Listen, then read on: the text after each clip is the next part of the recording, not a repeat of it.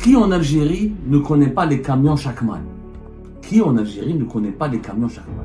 Je pense que très peu de personnes ne les connaissent pas puisqu'on les voyait ces 10 ou 20 dernières années défiler sur les routes de notre grande et vaste Algérie. Chakman est une marque chinoise. En 2018, j'étais témoin d'un grand projet industriel que ce groupe chinois devait concrétiser en Algérie. C'est en Algérie, je dis bien c'est en Algérie que le camion Chakman devait voir le jour. Finalement, il n'a jamais vu le jour. Même si je suis content pour le Maroc et les Marocains, mais je suis très triste pour mon pays. Le 15 janvier 2025, le premier camion Chakman a été fabriqué au Maroc.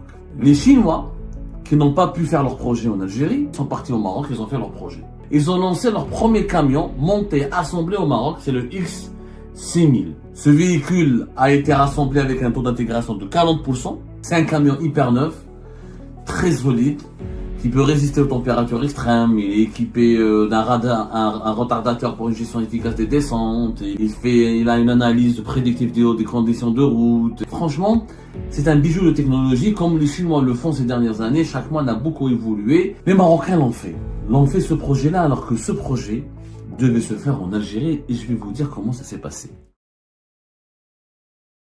Qui en Algérie ne connaît pas les camions Chakman? Qui en Algérie ne connaît pas les camions Chakman? Eh ben, je pense que très peu de personnes ne les connaissent pas puisqu'on les voyait ces 10 ou 20 dernières années défiler sur les routes de notre grande et vaste Algérie. Chakman est une marque chinoise. C'est un grand fabricant d'automobiles. C'est un groupe industriel en réalité. C'est un groupe industriel qui est spécialisé dans plusieurs filiales, mais Chakman possède la marque Chakman. Elle s'est imposée ces dernières années dans le monde entier comme étant une marque très solide de camions. Il y a la concurrence des grandes marques occidentales, etc. Et notamment dans les poids lourds. Elle est devenue une référence mondiale. Disons à partir de 2000, cette marque a explosé depuis 2009-2008 et elle est devenue une référence mondiale depuis 2015, depuis 2016. Le groupe s'appelle Shaanxi Automobile Group. Je connais pas particulièrement ce cas. Ça existe parce que en 2018, j'étais témoin d'un grand projet industriel que ce groupe chinois devait concrétiser en Algérie. C'était Shaanxi Automobile Group. C'est un groupe qui existe depuis 1968 et qui s'est développé dans l'industrie. Ils sont présents dans les véhicules utilitaires légers, ils sont dans les véhicules lourds, ils sont même présents dans les véhicules militaires. C'est un groupe, la BSBF, franchement, son actionnaire majoritaire, c'est un autre groupe industriel qui s'appelle Weichai Holding Group. Weichai Holding Group, c'est une entreprise étatique chinoise que j'ai eu le plaisir de connaître parce que je me suis rendu à Weifang, exactement, en Chine, où j'étais invité par cette entreprise pour réaliser des reportages sur les ambitions économiques que cette entreprise voulait développer à travers son projet Chakman en Algérie. L'Algérie devait être le premier pays africain et arabe à fabriquer ou à rassembler ou à se lancer dans la production des camions et des poids lourds, des véhicules de certains types de tonnage, des véhicules lourds, il y a des véhicules assez véhicules lourds, voilà, on appelle ça comme ça, de type Chakman. Ce projet, je l'ai connu. Ce que je vais vous raconter comme histoire, je suis l'un des témoins clés parce que j'ai été en 2018 en reportage. J'ai fait 3 ou 4 fois j'ai visité 3 ou 4 grands centres industriels de grandes entreprises chinoises. À l'époque, des entreprises chinoises m'avaient invité quand j'étais en ma qualité de directeur de publication d'Algérie Part pour réaliser un certain nombre de reportages sur comment les entreprises chinoises, notamment le groupe Chery, le groupe Chakman, comment ils voulaient développer leurs projets industriels en Algérie, comment ils voulaient s'adapter avec l'ambition économique le défi économique qui a été relevé par l'Algérie à partir de 2016, de développer l'industrie du montage et de l'assemblage des véhicules sur le territoire national. C'est en Algérie, je dis bien c'est en Algérie que le camion Chakman devait voir le jour. Finalement, il n'a jamais vu le jour. Et imaginez bien, je le dis, c'est pas avec tristesse. Oui, avec tristesse, je l'avoue, je suis triste pour mon pays. Même si je suis content pour le Maroc et les Marocains, mais je suis très triste pour mon pays. Le 15 janvier 2025, Le premier camion Shackman a été fabriqué au Maroc. Les Chinois, qui n'ont pas pu faire leur projet en Algérie, qui n'ont jamais pu concrétiser leur projet alors que leur projet était prêt et devait être opérationnel à la fin de l'année 2018, il a été saboté parce que l'Algérie a connu, je vais vous raconter ce qui s'est passé. Ben, les Chinois ont quitté l'Algérie, sont partis au Maroc, ils ont fait leur projet. Le 15 janvier 2025, un groupe privé marocain qui s'appelle Premium Group, qui est basé à Casablanca, qui a fait une association, qui a créé un partenariat avec le groupe chinois, le constructeur chinois Shackman. Ils ont lancé leur premier camion monté, assemblé au Maroc, c'est le X6000. Le X6000, c'est dans une usine qui est basée à Casablanca. Ce véhicule a été rassemblé avec un taux d'intégration de 40%. 40% des composants de ce camion proviennent du Maroc. Le projet, d'ailleurs, les ambitions de ce projet, de ce partenariat maroco-chinois est d'aller vers une fabrication, une production de camions avec un taux d'intégration de 70% local. C'est-à-dire que 60 des futurs camions qui seront rassemblés ou produits par Shackman au Maroc auront 70% de leurs composants qui viendront d'usines ou d'entreprises présentes qui fabriquent ces composants sur le territoire marocain. C'est un camion hyper neuf, très solide, qui peut résister aux températures extrêmes. Il est équipé d'un radar, un retardateur pour une gestion efficace des descentes. Il est équipé d'un système de conduite optimisé. Il a une analyse prédictive des conditions de route. Il étudie par exemple si la route elle est mauvaise. Il informe le conducteur. Attention, il y a des trous, il y a des nids de poules, il y a des obstacles. Il a par exemple des détections de somnolence. Et le chauffeur, par exemple, le conducteur, il commence à s'endormir. Il y a une alarme qui sonne parce que vous savez, quand on conduit un poids lourd, c'est extrêmement dangereux. On a entre ses mains sa vie, la vie de plusieurs automobilistes. Vous savez, les véhicules lourds sont particulièrement surveillés, encadrés par tous les pays du monde parce que quand il y a un accident, c'est énorme. Donc, il y a par exemple il y a un système de gestion en temps réel de la flotte. On peut savoir que les autres camions, Shackman, où est-ce qu'ils sont, dispositifs de franchissement de ligne. Franchement, c'est un bijou de technologie, comme les Chinois le font ces dernières années. Shackman a beaucoup évolué. Elle est franchement parmi les leaders mondiaux dans les camions.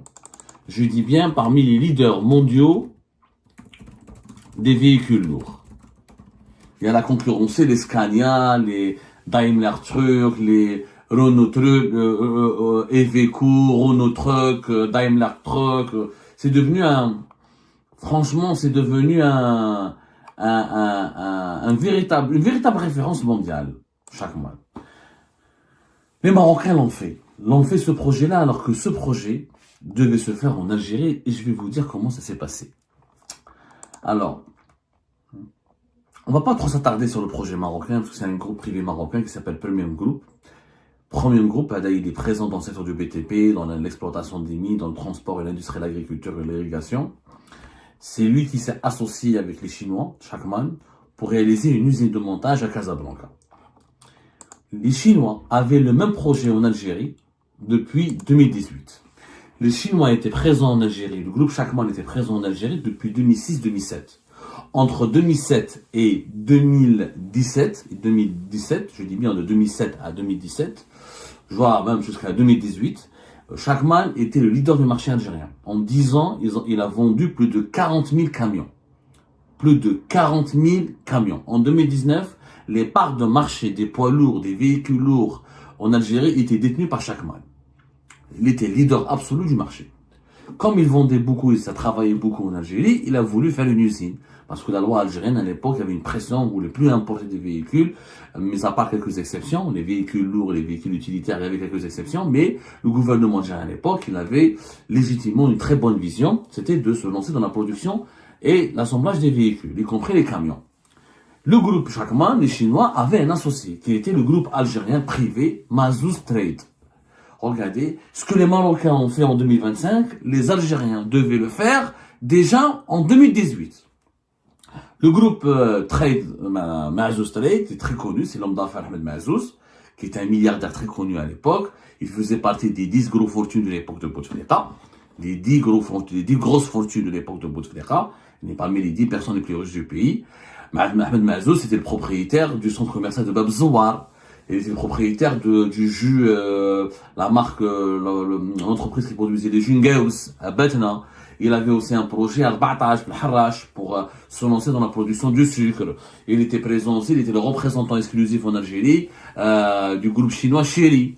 C'est lui qui commercialisait, par exemple, la petite voiture, la voiture chinoise, la Q1, monsieur Q1, comment ça s'appelle, Q1, c'est Audi. Ouais, de l'entreprise, ouais, de la petite voiture chinoise, il y a, c'est ça, gars. Qui était qui faisait un carton terrible, franchement, qui faisait un carton terrible, là, vraiment un vrai carton terrible, là.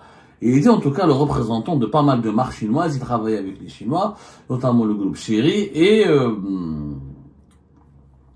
à un moment donné, Ahmed Mazouz, il a tissé de bonnes relations avec des entreprises chinoises, ils ont eu le projet de se lancer dans la production des camions. L'étude a été faite, le projet avait été bien réfléchi, une usine devait voir le jour à Sétif, je me souviens très bien, c'était à Sétif. Une assiette a été établie, il y avait même des expérimentations, c'est-à-dire qu'il y avait même des premières phases. L'objectif était de produire annuellement jusqu'à 3000 camions poids lourds, conformes aux normes internationales. L'usine à Sétif, Ahmed Mazouz avait obtenu toutes les autorisations nécessaires. Voilà. 2018, la phase de test. 2019, le lancement opérationnel.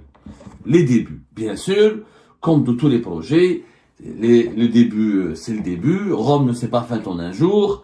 Il y avait peut-être pas un grand taux d'intégration au début, parce que l'écosystème en Algérie était en retard par rapport à l'écosystème de l'industrie automobile.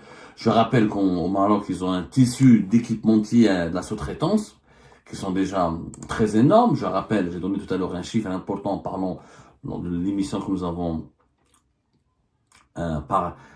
dédiée au problème de Renault. Renault qui risque de fermer définitivement ses portes. Renault Algérie qui risque de quitter définitivement le pays parce que ses portes sont déjà fermées. Elle risque de dissoudre son entreprise, sa filiale algérienne et de quitter le pays parce qu'elle est bloquée depuis 5 ans. J'ai rappelé qu'il y a presque plus de 260 équipementiers qui sont présents au Maroc, dans beaucoup d'entreprises étrangères qui ont installé des usines. Il y a même 60 nouvelles usines qui étaient en lancement au Maroc entre 2022 et 2023. Des usines d'équipementiers, c'est-à-dire pour fabriquer les composants nécessaires à l'industrie automobile. Comme en Algérie, on n'a pas un TC de sous-traitance développé, mais les Chinois, qui étaient à l'origine du projet Chakman, avec le groupe Mazouz à l'époque, ils s'étaient engagés à ramener, de développer la sous-traitance et à investir dans la sous-traitance, et les sous-traitants chinois étaient intéressés. Puisque Chakman s'installe en Algérie, les sous-traitants chinois allaient s'installer aussi en Algérie. Les Marocains, ils ont des sous-traitants, ils ont des équipementiers, parce que vous avez Renault et Peugeot qui sont présents au Maroc, qui ont lancé des usines. C'est normal, quand les grands groupes mondiaux s'installent dans un pays, les équipementiers, les fabricants, les sous-traitants, les fabricants de composants pour l'industrie automobile s'installent et suivent. Donc, c'était un projet vraiment ambitieux. On a hadartlo personnellement parce que j'ai été pris en charge j'étais invité en Chine, je suis parti dans les usines de Chakman, j'ai même vu leur usine Scania là, qui est un concurrent à Chakman, mais en Chine, ils sont un partenariat ensemble pour fabriquer leurs camions. J'ai parlé avec je suis parti à voir Weichai, le groupe Weichai Holding Group, j'ai parlé avec ses dirigeants, j'ai vu leurs usines pour les moteurs diesel, pour les moteurs,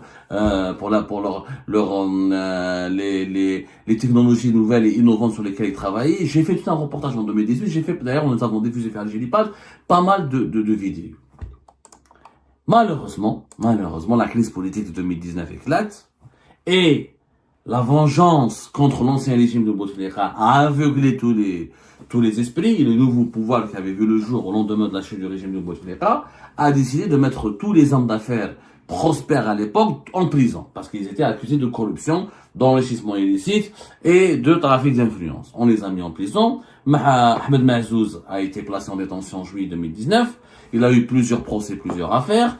L'une de ses plus lourdes condamnations, c'était en février 2023, où il a pris 12 années de prison ferme. Du coup, le groupe privé Mazouz Trade s'effondre. Et les Chinois perdent leurs associés.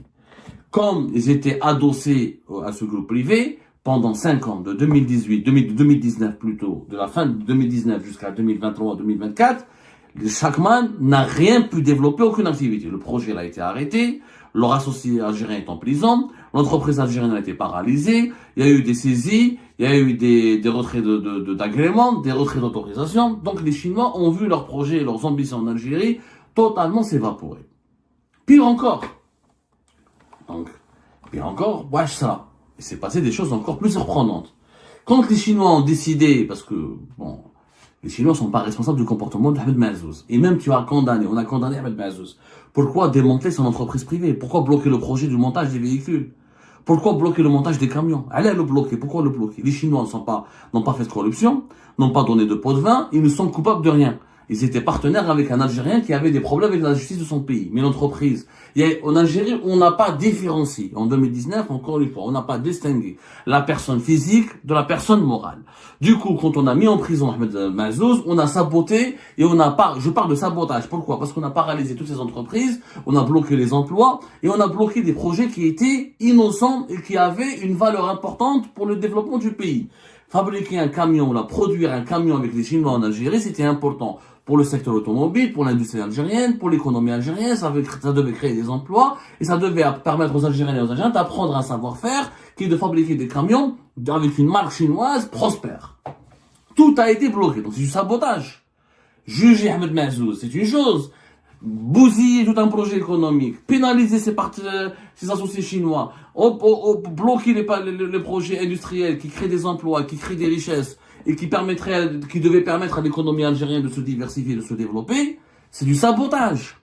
C'est plus du jugement, c'est du sabotage caractérisé. Et c'est une honte absolue. Qu'est-ce qui s'est passé? Les Chinois, ils ont pris leurs bagages, ils sont partis au Maroc.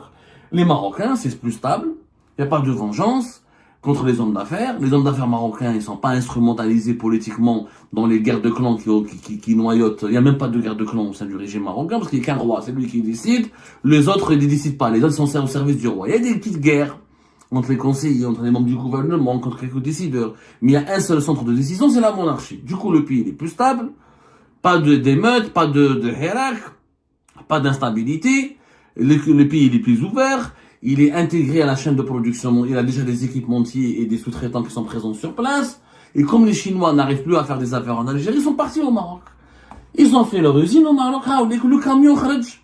Et les Marocains maintenant ont des ambitions. Chaque mois va développer des camions avec des taux d'intégration dans les années à venir de 60 à 70%. Et vous allez voir que dans les prochaines années, plutôt dans les prochaines années, les camions chinois vont satisfaire le besoin locaux, mais les Marocains sont intelligents, ils ne veulent pas se contenter des besoins locaux, ils vont tout faire pour inciter les Chinois à exporter. Et ce qui va permettre au Maroc de gagner des devises. Ce qui va permettre aussi aux Chinois d'utiliser le Maroc comme une base arrière pour exporter leurs camions vers les pays européens ou vers les pays africains.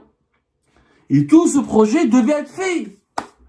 Il devait être fait en Algérie. Je vous remercie, comme d'habitude, pour avoir suivi la vidéo jusqu'à la fin. N'oubliez pas de nous laisser vos commentaires, vos réactions autour du sujet et de vous abonner à la chaîne si vous n'êtes pas encore abonné. Je tiens à vous remercier aussi pour votre soutien à notre chaîne, pour vos encouragements, pour vos commentaires aussi nombreux et diversifiés. Je tiens aussi à remercier nos abonnés et les personnes qui nous suivent régulièrement. Sans vous, ça n'aurait pas été possible. Donc voilà, merci encore une fois et à la prochaine dans une nouvelle vidéo.